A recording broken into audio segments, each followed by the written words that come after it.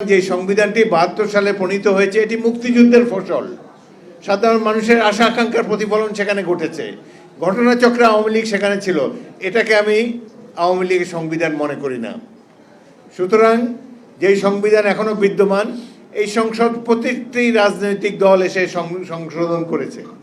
সংবিধান যে কোনো দল, যে কোনো সময় যে কোনো দল সংখ্যাগরিষ্ঠতা থাকলে সেখানে সংশোধন করতে পারে।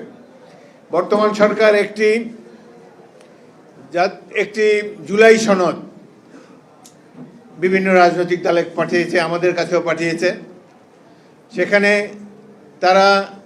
আমরা অবাক বিস্ময়ে দেখলাম যে রাজনৈতিক দলের ঐক্যমত নিয়ে যেই সনদটি গৃহীত হবে সেটি নাকি সংবিধানের উপরে স্থান পাবে। এটি তো কখনো হতে পারে না। সারা পৃথিবীতে সংবিধান প্রণয়ন করে নির্বাচিত প্রতিনিধিরা। বাংলাদেশেও এটি হয়ে এসেছে, আগামী দিনেও ইনশাল্লাহ সেটি হবে। কোনো অনির্বাচিত ব্যক্তি দ্বারা সংবিধান সংশোধন হতে পারে না। আমরা একটি সুষ্ঠু নির্বাচন চাই।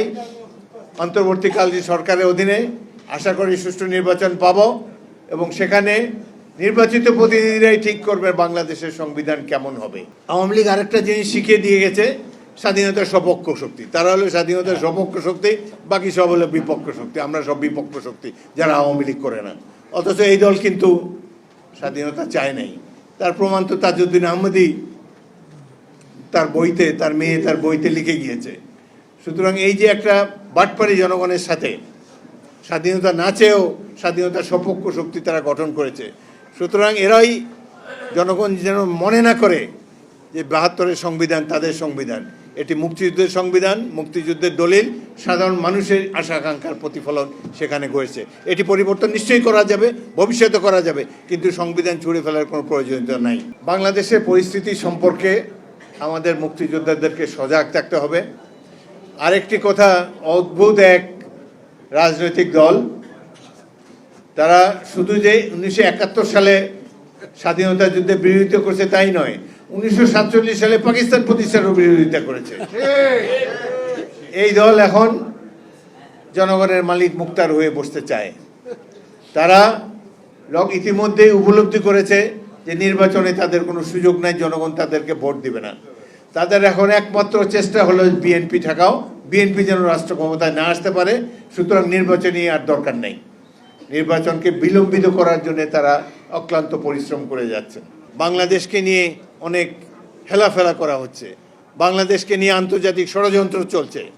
সুতরাং এই সময় মুক্তিযোদ্ধা এবং মুক্তিযুদ্ধের প্রজন্মকে আমাদেরকে আবার সজাগ হতে হবে।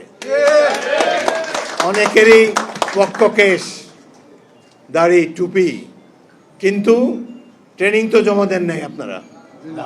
বিএনপি যদি রাষ্ট্র ক্ষমতায় যায়, আমরা এই পুরা জাতিকে মুক্তিযোদ্ধার জাতিতে পরিণত করব। আমরা ছাত্রদেরকে সামরিক প্রশিক্ষণ দেব, যাতে করে কোনো প্রতিবেশী রাষ্ট্র অন্য কেউ বাংলাদেশের দিকে রক্তচক্ষু দেখাতে না পারে। ৬ কোটি লোকের দেশ মিয়ানমার, ১৮ কোটি লোকের দেশ বাংলাদেশের উপরে হামলা করতে চায়। ১১ লক্ষ রোহিঙ্গা আমাদের উপর তারা চাপিয়ে দিয়েছে। আমাদের সেনাবাহিনীকেও পরিবর্তন হতে হবে। তাদেরকে আক্রমণাত্মক মনোভাবের, যুদ্ধ করার মানসিকতা থাকতে হবে এই সেনাবাহিনীর।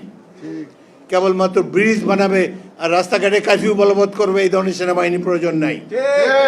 আমরা মুক্তিযুদ্ধের ৭১ সালের সেই সেনাবাহিনী দেখতে চাই, যেই সেনাবাহিনী হাসতে হাসতে জীবন দিবে, যেই সেনাবাহিনীর দৃঢ়তা দেখে, তাদের মানসিকতা দেখে প্রতিবেশী রাষ্ট্র কোনোদিন চিন্তাও করবে না বাংলাদেশে এসে হামলা করার জন্যে।